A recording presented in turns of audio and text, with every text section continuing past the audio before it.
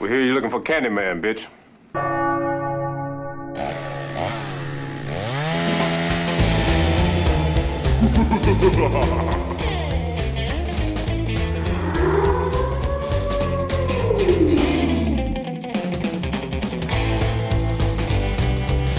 Welcome to the Nick Taylor Horror Show. Tony Todd is a deeply beloved horror icon with a very well-earned place among the pantheon of horror actors, including Robert Englund, Kane Hodder, and Gunnar Hansen. If there was a horror Mount Rushmore, Tony Todd's face would be right in the center of it, and it's entirely because of his soulfully terrifying performance in 1992's Candyman. The subject of Candyman has been very hot in the past couple of weeks, ever since Jordan Peele announced that his production company will be helming the next iteration. A lot of people thought it was going to be a reboot, but according to Variety, it'll be a, quote, spiritual sequel to the original, and it'll even return audiences to the original neighborhood of Cabrini Greene. A lot of people, myself included, are actually pretty relieved that this is not going to be another remake or reboot, because we're sick of these reimaginings of the horror IPs that we all fell in love with. As fans, though, we still want more from the original films, but we do want to see new life breathed into them. Different perspectives, different storylines, different directors, but hopefully in this case, not different actors. It hasn't been announced yet, but my fingers are tightly crossed that in hoping that Tony Todd will return as Candyman. The truth is, nobody could have pulled off such a memorably chilling performance as Tony Todd, and nobody else could possibly do justice to playing the hook-handed character that Tony turned into an icon single-handedly. You get it? I'm really hoping he returns as Candyman. That would be amazing and would entirely make my year. In other news, Tony just accepted a Lifetime Achievement Award at the New York Horror Film Festival for his body of work across such films as Platoon, the Night of the Living Dead remake directed by Tom Savini, The Crow, Candyman, the Final Destination series, the Hatchet series, and most recently Hellfest. Tony also just celebrated his 64th birthday. Happy birthday, Tony. Speaking to him was a tremendous honor. We talked a lot about his acting process, movies, the state of horror, music, and he gave us his 2 cents on the Jordan Peele Candyman. Now, for your listening pleasure, his name will be a tale to frighten children and make lovers cling closer in their rapture. Say it 5 times. Here's the legendary Tony Todd. Sounds like a plan. So many batteries around here and hidden microphones. I don't know what's live. You got me booby trapped. I don't want to miss a beat. Good, great. You don't have to put on the headphones, but it helps kind of make modulate. us more professional. Absolutely. Right? Great. I love it. Look at Fantastic. That. I hear those resonant tones now. All right. Yeah, you have one of the best voices in Hollywood. We gotta be able to hear it. Let's go for it. Tony Todd.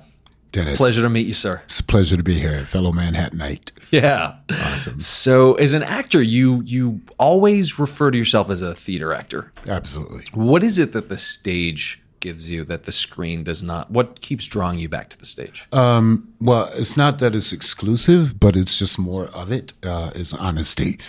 Theater operates from, I got my master's in theater. So the way we were trained, we did all kinds of cardinal arts. By that I mean, we did fencing at 5 a.m. We did horseback riding. We did the ballroom arts. We did all those things that they don't emphasize anymore, but to help complete you, not only as an actor, but as a Renaissance person. And, the way we were taught, we studied all the classic works of literature from Shaw, Ibsen, Shepard, etc. And you look at a script and you try to get to the truth of whatever that particular theme or story is. And that can apply not only, and I try to apply it in my film and TV work, to the scripts I get, whether it's Flash, Zoom on Flash, or whether it's Candyman. I have to find the truth first. I'm not in it just to elicit thrills and spills and shocks and titillations. I'm looking for, if you do the truth first, it's going to be that much more impactful. And working on the stage helps you with finding Absolutely. more truth. Well, and it helps you develop that 360-degree perspective. You know, that it's not just a slice or not just a caricature or not just, something that's thrown away. You want something that lasts forever. Right. Hopefully. That's really interesting. So it's the kind of Renaissance sensibility that the stage demands from It somebody. demands from you. It demands respect, and it demands telling the truth. I mean, when you do a play, you're doing 8 shows a week. You have one night off per week. So no matter what you're going through, and actors go through the same thing that other human beings do. Right. We have to pay our bills. We have to do our laundry. We have to wash the dishes. Some days you may not feel like being at the theater at 7 o'clock, but you're committed. You have a contract, and you never know what that audience is going to be. Right. Right. So they don't know what you're going through, and they demand that when the play starts and the curtain rises, that you're at ground zero. Right. And you're willing to commit to that character. So I've been lucky in terms of theater. I've been able to work with Athol Fugard, a famous South African playwright who's won 2 Pulitzers. And I was on stage with him for a year and a half. One of the best experiences of my life. Play called Captain's Tiger. And then the second most important was with August Wilson, the late great August Wilson, who did one play in the African American diorama of each decade, and I originated King Hedley II, and that was an amazing 3 years of working with a master. We had Max Roach in the room doing our music. Max, I'm a jazz guy. Max, you look over to Max. Max has got his fingers entwined behind his head, and he's just like bopping in rhythm if you felt it, you know? Yeah. August, on the other hand, was all his wordsmith, so he was just listening for every word that he wrote, the if, and, ors, or buts. Right. That you have to get honored to connect the thoughts together. And so you had all these without people simultaneously. just feeding as a feed pool. So I look for more of that in the film world. Right. And sometimes I demand it as I get further into my career and I start directing and producing, I'm going to have that. Right. Just that company of just joy. Once you have that company, there should be no competition within that circle of people. Right. They're all there to commit to a higher purpose. Right. Which is great truth. Yeah, and I think they're working on a stage because you're among a whole troupe of other actors. You're all in it together. There's a sense of unity that Definitely. stage actors have together that I think translates to working on a set Absolutely. beautifully. It's that same sense of camaraderie, and I think that it's And respect for each other. Trusting that whoever was responsible for bringing this eclectic, eccentric group together, that he knew the chemistry levels to admit to. Because you got to have that. You can't. I'm not looking for a utopia world where everybody's just blissed out. Right. You want and embrace those differences, but we respect our differences. Though. Right. We can have a conversation, but just because I may be on the opposite side of the spectrum doesn't mean I hate you or that we can't get along or that we can't coexist. Right. It just means we're different. Yeah, and it teaches you how to thrive among those differences, Absolutely. all in support and favor of the art itself. Like those dragonflies and butterflies that fly on the field of flowers. They're not trying to hurt the flowers. Right. They're pollinating. Yeah. Yeah. Very cool. Pollinating. That's cool. We should do a jazz show. We should. Are we ready to pollinate, ladies and gentlemen? I would listen to that show. That would go on Saturday nights for That's sure. right. That's right. With helium balloons and a little incense Uh-huh. and some bells. Sign me up. So I want to talk about Hellfest. I spoke to Greg. He mentioned that when on the first day of set, somehow because of scheduling difficulties, you both had not met until day one. Right. And then when you did meet for the first time, he had a pre-existing backstory for your character. And then when he told it to you, you told him yours. And your the backstories that you both had established for this character independently were practically identical. Practically identical. Right. And that's when you know you have synergy. Yeah. So that's great. My character's name is Stephen Dunderville, who I just picked something very strange and weird of a guy that would be running a haunted house festival 2 months out of the year, and that's his only job. But he does it on a big scale, so you know those guys are buddies. And but unfortunately, in this world, in the Hellfest world, things go wrong. And I just want to move on and swallow my losses and maybe change my name again and pop up someplace else. Right. At least that's the plan. I got to say about Gregory, he's directed before, but he's best known as an editor. He famously edited Get Out, one of the most successful horror films in history. Yeah. When I first showed up on set, you never know what to expect. I mean, you're hired. I usually try to have a dialogue with the director before we go on set, at least have lunch, coffee, face to face, so that, we clear out some stuff, image wise. Didn't have to do that with Gregory. I showed up on set. We're in the middle of the biggest water park in Atlanta, which they had access to for 8 weeks.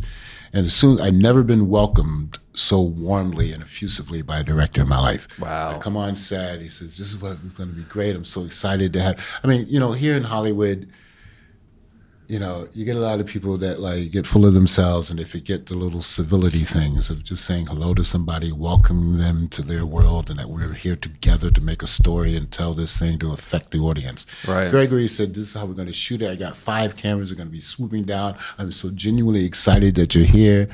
Jordan Peele says hello. He's a big fan. All these things, which just helps an actor, of course, put their best foot forward and say, yes, I want to deliver for this guy. First of all, I've never tried to do a job where I've turned into performance. Right. Maybe sometimes some have been less than others only because of a certain excitement level, but I try to give 100%. You have to. But he made it easy to be able to do that. Him and Gil and her, they're both terrific partners. So that's great. And they have an extraordinary young cast that, Bex is on the rise anyways. He appeals to unicorns everywhere, apparently. And it's just going to be wonderful. That's great. We had some millennials, and I have a daughter who's beyond millennial, but, millennials are important. They feel like they're short-shifted and... Yeah. It's good whenever they like something. Yeah. They're a tough generation. They are a tough generation. They don't like anything. Wait a minute. I thought you like avocado toast. No, that's yesterday, Dad. Stop. It's Nutella toast. What's wrong with you? It's kale spread toast. It's kale spread toast. We cream it up first and make a little spread. That sounds disgusting. Yeah, it's got to be gluten-free bread, though. Have you ever had broccoli cream puree? No, it sounds good, though. It could be good, but the sound of it sometimes exciting. I got someone that's very into taking care of me, so I've had my share of that. Oh, that's good. And it makes you feel better, so there you go. I got to check it out. Check it out. Broccoli cream puree. Yeah. Okay. Just underneath like a duck or a salmon or something. Okay. Yeah. So it's like a side dish. Yeah, or a bed. A bed. There you got go. it. A bed. I'll be looking into that for sure. Yeah, definitely. So better than having a kale mattress. Broccoli bed every time. It'll be crunchy, right? I'm just turning over now. It'll be good for you. Get a good healthy night's sleep on that. I guess so. So you had said that the key to a good franchise is synergy between the actor and the director. Yes, or writer creator. Right. Yeah. And it sounds like you've had a number of these in the past with a few. Adam Green and yes. probably with Clive Barker. Definitely. What are the keys? Bernard Rose. What are some of the keys to establishing that type of collaborative synergy? I know it's rare, but what could directors and writers do better to better include their actors so it's more of a collaboration? Well, using Adam Green as an example, I first met Adam at a fan event. I think it was here in Burbank Airport. Oh, wow. Years ago, back when it was Fangoria. And 3 years before he made Hatchet, he was a fan in line and, bought a couple of things and talked for me about half hour and told me he wanted to be a filmmaker. I'm an optimist. So, and I've always used to teach. So if anybody tells me they're interested in anything, I'm going to give them time to express that and to tell me what their dream is and what their obstacle is. So he laid it out. And then 3 years later, I get a call saying, this guy, Adam Green, has got a film. It's Hatchet. It's only one scene, but he would love for you to take a look. I actually turned it down because I wasn't really interested in doing a cameo at that point, but he called me, got my number, and convinced me that, in the second one, he would make it up for me. So I took a chance. And I also got a call from Kane Hodder and Robert Englund saying, we're going to do it. Come on, do it. Wow. So he was able to convince some other people that, yes. So anytime a person can have that kind of influence, they got to respect it. Yeah. Adam is so, I don't know, you've met him, talked to him? Have not met him yet. He's such an infectious, fun-loving person. He has a little dog that he just adores. He collects props, from his stuff. He lives among his props. He just loves film, and that translates and carries over. So you got to have somebody at the top that just loves to work. You don't want to be in a situation where someone's just doing it for a job or whatever's going on in their personal life spills into the professional life and you're just, a miserable person to be with. You're on set. You're there 12, 14 hours a day. Let's have as much fun as we can have. Right. And also create a safe space where the actor and different department heads can feel that they're able to do their best work and put their best foot forward. So you do that, half the battle is over. Did you remember the conversation you'd had with him at the conference when he called you to convince you? Yeah, and I reminded him. That's I said, cool. I'm so proud of you that you actually made your dream come true because, this is a tough business. Yeah. A lot of people want to be in it. A lot of people get in it and then burn out. A lot of people don't. The thing about the school I went to, it was a famous school, Trinity Rep Conservatory, won 2 Tony Awards for excellence. I had 23 people in my graduation class. There are 3 of us that make a living in our particular class. One is a sound man, one did the Phantom, several tours, and then me. And I used to get calls and people say, what's the difference? How did you do it? And we didn't do it. And I don't know what happened. I got distracted by life. I got married. I had to get a job. And I said, well, and these are really talented people. Right. I said, it's perseverance, chutzpah, being a New Yorker. I know where to go to Zabar's if I need to, or Fairway. Stop. And just not having an expiration on when you're supposed to excel or when you're supposed to bloom. Just having confidence that it's going to happen through the time that it takes. Get that side job that's going to make sense for you as actors. Bartending is always good, particularly in New York City. Right. I found a great bartending job where I had my cash every night, and I could also go to my auditions. It took maybe 3 years before I finally landed, which was Platoon, by the way. Right. I got Platoon right out the box, bartending. Okay, Wow. I met Oliver Stone on a Saturday. Monday, I had the job. So I tell them, you just never know when it's going to happen. You just got to be prepared for when it does. Yeah. And why would you give up on something that you put in 5 years of training and your parents' money or scholarship to do? Doesn't make sense. That makes no sense. But this is a perilous business. For everyone that succeeds, I know there's 100 people that have their dream shattered, and maybe that's what makes it so special. Yeah. So when someone like Adam Green is able to make his dream come true, and all the other great independent filmmakers I've had the pleasure of working with, Karen Saxton and Destin Fath on Sushi Girl, which was another extraordinary dream, and they were able to get me and Mark Hamill in the same film, in the same frame. Wow. Whatever it takes. I'm proud of success. And then I can do the big budget films like Hellfest and The Rock, which allows me to do 10 other independent films. Yeah. You seem like an actor who gives back to aspiring and indie directors. Because I know where they come. I grew Right. up poor. I didn't even know I was poor until I was 13. I was raised by my aunt who saved my life. From an abusive mom, and she showered me with love. And every summer I was in a different program, whether it was geology, acting, public speaking, the Boy Scouts. My first trip on a plane was to World Jamboree in Tokyo. Wow. World Jamboree, I was 13, 14. I fucked up while I went over there because I was like a fish out of water, and I did some things I shouldn't have did, but I learned. Right. Okay. And I came back, and instead of being ostracized, I was embraced because I was honest when it came to it. Yeah. Okay. So yeah, you got to love life and handle life. Right. I see, for everybody that succeeds, I see burnout stories, and we see it every day in the press. I don't understand why people need to have substances to fill whatever hole in their life. Because particularly in this business, if you're lucky enough to work, that's it. That's the reward. Yeah. And that should be the drug. That's it. And having the right relationship. I'm not saying anything because my other half's in the room, but just having, it's hard to find. Yeah, definitely. That understands the time. That when you do work, you're working 12, 14 hours a day. And then when you're not working, you may be scratching your neighbor on the couch. Yes, the garbage has to be taken out, but okay, do you have to give me a laundry list of every single item of garbage?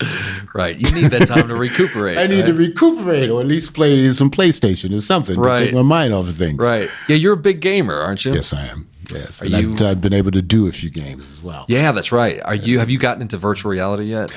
I tried. I think I did it too early. Okay. I don't want to be that. There's a new commercial right now. The sun is just kind of moving his hand. I don't want to be that guy. I'm waiting for it to evolve just a little bit more. Yeah. I'm working on a VR zombie movie. Oh, that's awesome. Yeah. You're and a director. Yeah. Awesome. And it's a first person zombie shooter. Okay. But we're so is it also- a movie or a game? It's a little bit of both. Okay. First person zombie shooter, but we're putting real actors in it. We're filming them with stereoscopic cameras against a green screen. And the cutscenes, instead of having CGI actors and characters, are going to be real people. Real people. I Yeah. get you. Kind of like, did you see Sin City? Yeah. That whole movie was shot on a green screen, and then they put everybody into this stylized environment in I like post. it. Are you going to do different color thematic schemes for the Yeah. differences? Yeah, it's going to be very hyper stylized. What's the current title? It's called Zombie Road. Okay. Yeah. Beautiful. Yeah. Congratulations. Thank you. Thanks a lot. That's awesome. You wrote it? Yeah. Awesome. Wrote it, directed it. I'm probably going to star in it too. Oh, I don't know about star. I might give You're gonna be in it. Going to be in it. Awesome. Yeah. You're gonna use all that New York training and talent. Exactly. Put all the chutzpah into that one project. Awesome. Yeah. Very cool. Awesome. So, Congratulations. thank you. I want to get into Candyman, obviously, but I'm very fascinated with you as an actor. Because one thing I think about the role in Candyman, to me, that I felt was most intimidating was your stillness. You weren't frenetic. You weren't chasing a bunch of. I mean, there was the one scene when you came through the window in the hospital, but for the most part, you just had this sturdy, strong stillness to you, and that understated depth was very powerful. How did you conceive of and get into and create that character? Well, I got to hang out with Bernard Rose, who transposed the story from Clive Barker's, Book of the Forbidden, Book of the Dead, and the Story of the Forbidden. And he brilliantly transposed it to Chicago and tapped into America's angst and our whole racial divide. Right. But Bernard and I got to hang out in Chicago for a week before we began filming. We're both music fans, so I took him around to every blues bar that I knew in the city, and in Chicago there's at least 12, 14 of them. Right. Including the world-famous Checkerboard Lounge, which is no longer there. But I saw Muddy Waters the night that the Rolling Stones showed up. It's a famous album. Wow. And they played 10 cuts, and then another time at the Kingston Mines, it was on Halstead Street, I saw Eric Clapton just come in the bar. Some people knew who he was. Whoa. Next thing you know, he's on stage with his back towards the audience, and next thing you know, he's turning around. It's insane. So there's something about blues musicians that they know how to riff and they know how to jam, and maybe they're making $100, $200 a night, but they get one drink per set and they're happy. Yeah. And they're making other people happy, which increases their happiness. Right. I'm digressing. No, please. Yeah. So I just say that. So Bernard, there's special people like that just encourage you to give your best.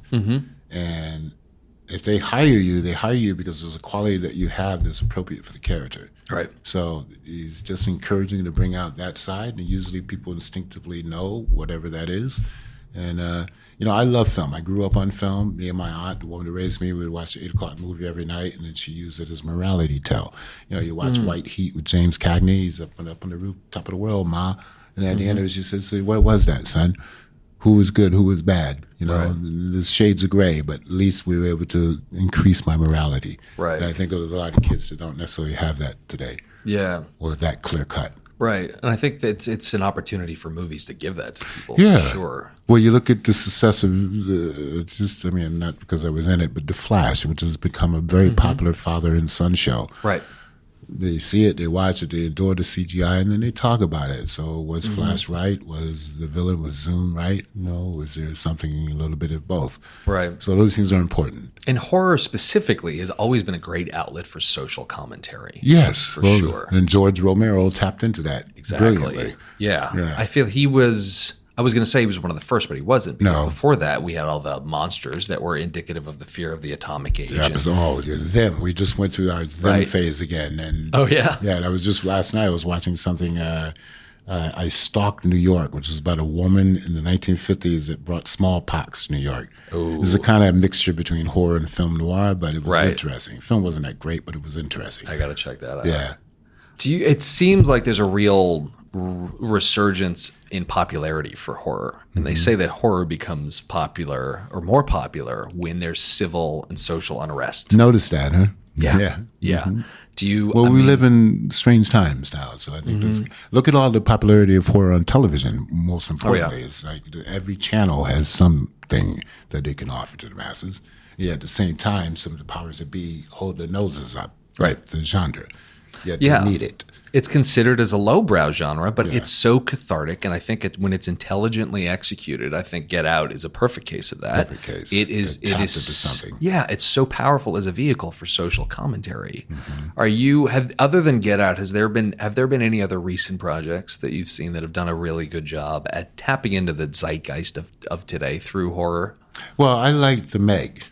I saw The Meg. I had lower expectations, and I actually liked the work on that because did you see it? I did. So I loved, they they gave us a reason for it happening. You know what I mean? The backstory I thought was intelligent, and I thought it was Jason Statham's probably one of his better roles. Yeah. But anyway, the Meg, and then I just like to. I'm not saying it was the world's best movie. I'm just saying that it was a story there, and it made sense. And I loved the little girl that was in it. She was adorable. But so that, and I thought it had some social connotations of what's beneath, what's at the very bottom, and why are we messing with it? Right. Things like that. Get Out, of course. They're hard to find, but they're there. I think the best stuff is yet to come. That's interesting. Yeah. I mean, a lot of people go to horror because they think it's an easy subject to do. You got so many fan films. I think of all fan films, horror is probably the number one subject. Probably. Right? You got a person can put on a sheet and take a walk in the woods and they think they have a movie. Right. No, you need to add a skateboard first, and then so it can glide properly. You'd be surprised at the amount of either scripts or screeners I get.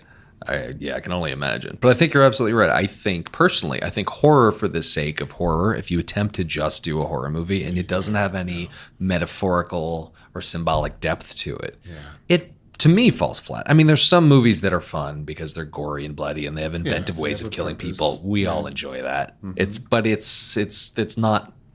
It's like popcorn, but... I'm waiting for them to take horror, and I love teenagers. I was a teenager. But to take it out of the realm, why does it always have to be a teenage subplot? Right. Why does it always have to be teenagers in peril? Right. When are we going to go to the adult levels? One of my favorite horror films of all time is Rosemary's Baby, which is a very adult film. Yeah. And it uses New York brilliantly as a background, the Dakota, and all that atmospheric Roman Polanski stuff. And if you look at the film, very few moments of blood. But if you're intelligent and you dive into the film, it's scary as hell. Yeah. Because it could happen, starting with John Cassavetes, an actor who will sell his soul to get the right role. Right. And a set of circumstances occur. So I'm waiting for us in 2018, 19 to go to that next level of adult. As you said, politically, usually great horror comes after war. Let's hope we don't have to go to war. But we are at war within ourselves in this country. We are more divided than ever before. If you had told me, I grew up in the 70s, came consciousness, people were united. Right. The same songs were on the top 10, top 40, and every race knew the lyrics to every song. We were all happy. Nowadays, it's so compartmentalized. You got the red versus the blue, we got this versus that, you know. And out of that division, there will be unification through art, through painting, through poetry, through the written word, through film, hopefully. And it can only, get better. Right.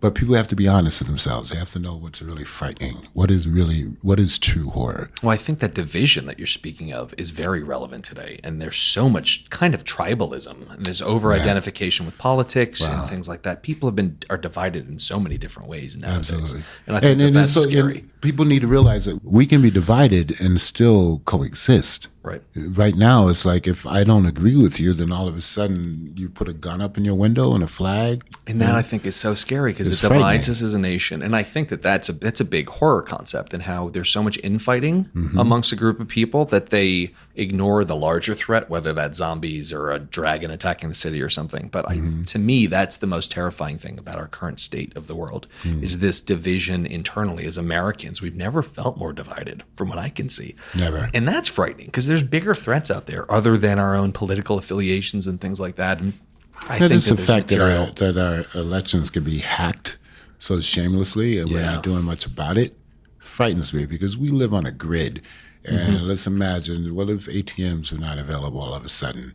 What if supply chains weren't delivering water and milk and eggs to supermarkets all of a sudden? Right. Then what are people going to do? Because I also feel that people are getting lazy in terms of what they expect. I mean, you stick a piece of plastic in a machine, you get cash.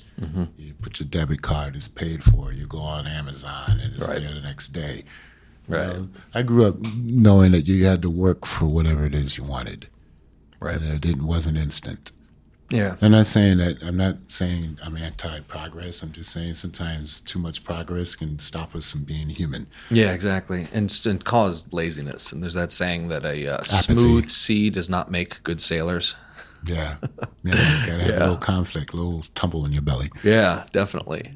I mean, on the topic of Candyman and social awareness, when that movie came out, did you find that it was particularly relevant to the time period as far as any sort of social messaging? Yeah, I did. I didn't get as much flack. Like Bernard had a lot of flack from the NAACP. They wanted to see an advanced script. They were afraid that. Yeah, I heard it was brought to the NAACP. Yeah, it was. He had to run a presentation, but I'm surprised he didn't have to bring me in too, the Dog and Pony show.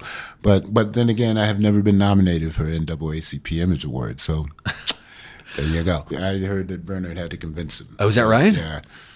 Huh, Yeah. I didn't realize that. Yeah, because they were just afraid that the image of a black quote-unquote boogeyman would be offensive. I see. But they didn't know what kind of film we were making. That's a very intelligent film. Yeah. And I've survived. Mm-hmm.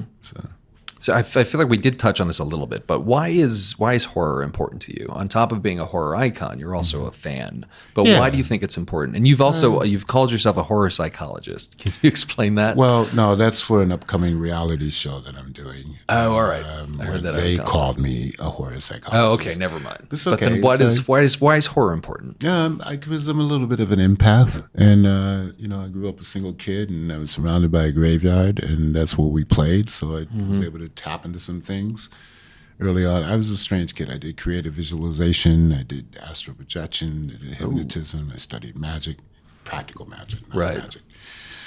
And so through the years, I've encountered, people with strange experiences. And this reality show that I'm being tapped to do is about that, traveling across the country, finding strange sinkholes and inexplicable occurrences, and then talking to somebody that is affected and trying to help them come to closure. Wow. And to expose it to the general public.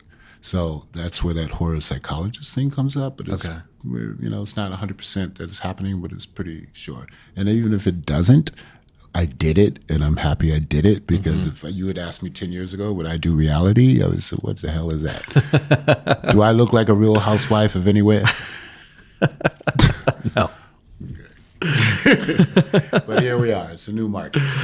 I heard that you're a big practical joker on set. Is that true? Yeah, when Tom Savini and I were working on Night of the Living Dead, he's also a magician. I'm a practicing amateur magician. And we were just like, we would start the day doing tricks for each other. Once I'm sure that someone's confident about what they're doing and they have the role under their belt, the best way you can get them to bring out what they've already prepared is to shock them out of their system. Like if they ask for orange juice in the morning and you know that, put a little chocolate in there. Oh, I'm going to have me a fresh glass of orange juice that's freshly squeezed just for me. So keeping people on their toes. Yeah, bounce it off a little bit. Like a good boxer, rope-a-dope. Right. That's important. It keeps them sharp as an actor, I would imagine, and or a director or whoever else. Or whoever it is. And I'm also a protector. Like Bernard, Bernard's a genius. I understand him. Not everybody on the crew understood him, though. They thought, he did this whole hypnotism with Virginia thing. It would take about 15 minutes. By the end of it, people were like less enthusiastic, Whoa, he was hypnotizing Virginia Madsen on set? Yeah. Wow. It's not a scoop. It's been said before, but the way you're breaking it, it's like, I got a scoop. He was hypnotizing her. She was sitting, not flat on her back. And he did that. And but I had to protect him several times. He knows this. Wow. People wanted to put X-Lax in his coffee. You can't have that. I can't do that on set. No, because that's another day, folks. Yeah, of that's course. Another day shooting. Come on. Right. As far as acting is concerned, is there any methodology that you return to, or are you a method actor, for instance? Is there any technique? Method is so broad. Yeah. But it's whatever method works for you. It's all truth based, so it's moment to moment. It's Meisner. It's the more life that in New York, cities like New York, Chicago, San Francisco, Seattle, Boston, which are all art-centric kind of places, give you that opportunity to find what works. So being well-rounded. Being well-rounded, being open, You know, I'm a big museum guy. We're building museums everywhere. There's so much art out there for people. We do natural museums, art museums, spend time in the desert studying the rattlesnakes. You know, you got to, and here in California, you know, you can travel 100 miles. It's completely different terrain. Right. A lot of people don't do it. They just stay LA based. I'm not saying you do or anybody else or anybody in the audience, but, you know, Right, but it's you common. could always do more. Yeah. You know, go to Sylvain. You been to Sylvain yet? Sylvain. Yeah, it's outside of Santa Barbara. It's a little Denmark town. It's like looks like a little Swiss village. Wow, right here in America. Right here. I'd never even heard of it. So that's what I'm saying. California is an amazing state. Yeah. You know. So exposure to a lot of things informs. Open up.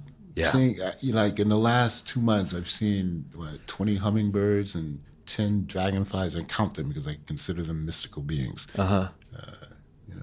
Wow. So it's a matter of just exposing Excuse yourself. me, my planet is calling me in a minute. 1 second. Yes. No. Are they coming to Earth? No. No, all right. Not now. They wouldn't dare. They needed to get together first. So last few questions. You're a big music fan, obviously. Music is a big... Are you a musician, by the way? I play guitar, but just for me. Oh, very cool. You're working Take it on the road with me. That's my pacifier. That play the guitar. Yeah, if I'm writing or something, I find if I have any just semblance of writer's block, I'll sit down and just jam on a guitar, and it just gets everything flowing again. It A makes lot you of calm. actors, It makes you peaceful. a lot of artists turn to music as a way to just kind of help all of their other arts, and it's cathartic and it keeps your brain sharp, and it's And a even great breathing. tool. Breathing is a form of music. If you learn how to take the proper breath, that's Pranayama or just What do you mean by pranayama? Pranayama breathing. It's What is that? It's a See, I'm not going to pretend I know. It's like a yoga breathing technique that came from India. Okay. And it's all about taking deep breaths and oxygenating yourself and stuff you like go. that. So that, as an actor, that's super important too. Very important. Relaxing. Right. So you did a one-man show on Jack Johnson. Yeah. That's very cool. Is that That's very good. Is that coming back? Is that I think so. I have people that want it to come back. Ernie Hudson, a dear friend of mine, co-wrote the script. Oh wow. Along with Frank Magna. Jack is a very interesting character. I mean, he's the first heavyweight champion, African-American champion in America, back when they had to fight 50 rounds at a time. Ostracized by the government, sent into exile for 8 years because he married a white woman. And but he lived to be 67 and held his own terms, invented 5 different languages, inventor, race car driver, all these wonderful things. A Renaissance man. Yeah. So it's a one-man show that I can have in my pocket. But we're also working on a piece about Satchel Paige. Right. Is that going to be on the stage? Yeah, that would be a theater piece. Oh, that's Although very I got some director friends that are saying it could be more, but I just want to start everything on stage. Yeah. Is it coming to New York, you think, or where are you going to bring it first? I don't know. Maybe here. It's not written yet. We're in the early talking stages, but I just saw some pictures of Satchel and his resemblance, and I love baseball. I'm writing a script about baseball right now called Sakeo, which means diluting. Diluting? Diluting. Oh, the looting. Looting. Okay. It's based in the Dominican Republic. In the last 10 years, we have a lot of DR players come. They get suddenly rich to go home, and a lot of them die in the off season. Well, there's been 6 in the last 2 years. Yeah, because they're young. They're 20. They got a lot of money. They come from poverty. Right. Can't handle it. Peer pressure. Da da da. And this movie is about that. It's about the cost of success. Wow. Diluting of self, diluting of prestige, diluting of purpose. But it's also tangible. Yeah. I want it to be accessible. It's baseball at its core. Right. The love of baseball, the passion of baseball. No, that sounds great. So are you in the process of writing it right now? I finished a version, and I'm sharpening another version, and I have interest from the DR Cultural Ministry. That's amazing. We'll see. But it won't be my directing debut. I have to act in it, but I'll be my screen credit, even though I am a registered writer. Right. That's fantastic. I'll be looking out for that for sure. And I'll be looking out for your film. Thanks. Video game. The one, I'm sure you're getting tired of talking about this, but I do have to address the one kind of elephant in the room, Jordan Peele's Candyman. Has he gotten in touch with you? What are your thoughts on the entire idea? I listen, 10 years ago, if you had asked me about any talk of reboots, I would have been very protective and said, no, that's my character. I'm not going to touch it. But I learned, when they did the new Nightmare and they've done their Jasons versus Freddy's, and at one point they suggested I do something against Leprechaun, and I said, that's the most ridiculous. Candyman versus Leprechaun. Yes, you would have kicked his ass in the first 5 minutes. That would be a short film. That'd be 5-minute little... Once anyway, so I poo-pooed it. But anyway, now I know the rumor is like strong and real. I've done 2 documentaries this season, one with Eli Roth and another with the Nubian filmmaking about exploring blacks in horror films, the history of that. Oh wow! And I know that Jordan is a fan. I know, he and I have never met, but like Gregory Plotkin was the editor of Get Out. They know each other. Gregory told me, don't worry, he hasn't called him either. So I'm committed and resigned to the fact that if they happen, I don't own the character, but I have faith. I know that they will do the right thing, and I will be in it in some capacity, even if it's just a producer. Great. But I think it'll be a little bigger than that. Yeah. And I know I was flattered by all the outpouring online about people. It seemed like 80% of them said it should only be me. Yeah. Which is, I was really moved by that. You get a lot of loyal fans out there. A lot of loyal people out there. But then there were like the 5 people who said, oh, I can't wait for the new one. And then they started listing actors. That's when I clicked off Twitter. What? Unfollow. Duh. Todd Bridges. What? What? Willis? Willis? What you talking about, Willis? What you talking about, Candyman? On that note, Mr. Todd, this has been a real honor. Thank you, sir. Great interview. Really appreciate it. Thank you looking me in the eye and talking to me. And all the best to you and your pursuits. I'm lucky for filmmakers. Thank you very much. Okay.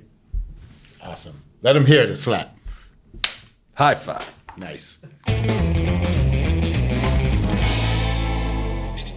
All right. How much do we love Tony Todd? I mean, what an awesome guy. It was such an honor talking to him.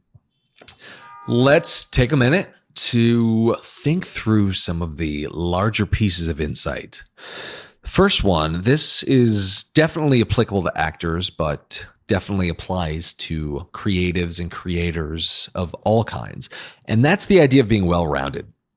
Tony emphasized that his acting training included a multitude of different disciplines that seemingly were unrelated to acting. Things like ballroom dancing, horseback riding, fencing. All of these things deepened his understanding of movement, art, and ultimately served his acting because exposure to all of these disciplines taught him larger concepts about humanity. This better enabled him to find the truth in the scripts that he read and the parts that he played. This is a huge concept that a lot of artists miss. To this day, Tony frequently attends multiple museums and travels extensively just to expose himself to different ways of thinking, different elements of culture, and different parts of humanity. Actors, directors, writers, creatives of all stripes thrive best when they're exposed to multiple cultural disciplines. So go to museums, travel, immerse yourself in different things that enable you to grow as a person. It all serves your art at the end of the day. Number 2, find a partner who gets it. Tony's wife was in the room as we had this conversation, and she's extremely wonderful. And you can just tell that they really, really love, adore, respect, and appreciate each other. And this really sheds light on the importance of finding a partner who gets it.